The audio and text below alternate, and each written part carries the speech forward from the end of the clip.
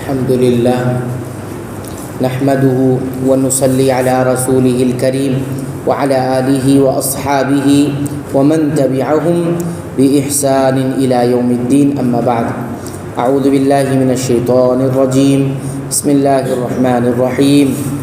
من كان عدوا لله وملائكته ورسله وجبريل وميكال فإن الله عدو للكافرين. جو شخص اللہ کا اور اس کے فرشتوں اور رسولوں کا اور جبریل اور میکائیل کا دشمن ہو، ایسے کافروں کا دشمن خود اللہ تعالیٰ ہے. سورہ البقرہ آیت نمبر 98. یہود کہتے تھے کہ میکائیل ہمارا دوست ہے. اللہ تعالیٰ نے فرمایا یہ سب میرے مقبول بندے ہیں. جو ان کا یا ان میں سے کسی ایک کا بھی دشمن ہے، جیسے کہ یہود جبریل علیہ السلام کو اپنا دشمن کہتے تھے. اللہ فرماتے ہیں کہ فرشتوں میں سے کسی ایک کا بھی اگر کوئی دشمن ہے تو وہ اللہ کا بھی دشمن ہے. حدیث میں ہے کہ جس نے میرے کسی دوست سے یا دشمنی رکھی، اللہ تعالیٰ کہتا ہے کہ جس نے میرے کسی دوست سے دشمنی رکھی اس نے میرے ساتھ اعلان جنگ کیا. گویا کہ اللہ کے کسی ایک ولی ایک دوست سے دشمنی سارے اولیاء اللہ سے دشمنی ہے، بلکہ اللہ تعالیٰ سے بھی دشمنی ہے. اس سے یہ بات واضح ہوئی کہ اولیاء اللہ کی محبت اور ان کی تعظیم نہایت ضروری ہے، اور ان سے بغض اور عناد اتنا بڑا جرم ہے کہ اللہ تعالیٰ اس کے خلاف اعلان جنگ فرماتا ہے. اولیاء اللہ کون ہے؟ یہ آیت کریمہ میں دیکھیے، اللہ فرماتے ہیں الا ان اولیاء اللہ لا خوف علیہم ولا هم يحزنون الذین آمنوا وكانوا يتقون. اللہ کے اولیاء وہ ہیں جن پر کوئی خوف نہیں، جن پر کوئی غم نہیں، نہ وہ کبھی غمزدہ ہوتے ہیں، اور وہ ہیں جو اللہ پر ایمان لاتے ہیں اور تقوی اختیار کرتے ہیں. اللہ پر ایمان لانے کے بعد شریعت کے مطابق چلتے ہیں، وہی اللہ کے ولی ہیں.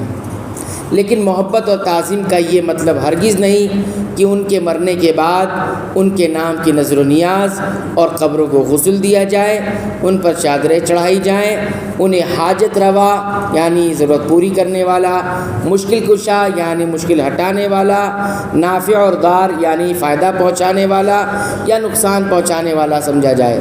ان کی قبروں پر دست بدستہ یعنی ہاتھ باندھ کر کھڑا ہوا جائے یا ان کی چوکھٹوں پر سجدہ کیا جائے.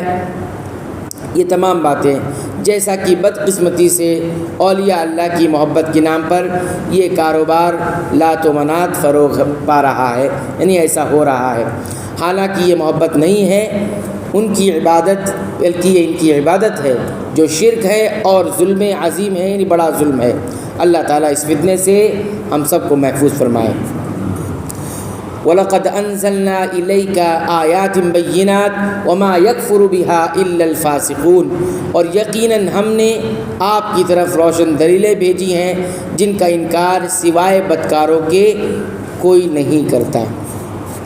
أَوَكُلَّمَا عَاهَدُوا عَهْدًا نَبَذَهُ فَرِيقٌ مِّنْهُمْ بَلْ أَكْثَرُهُمْ لَا يُؤْمِنُونَ.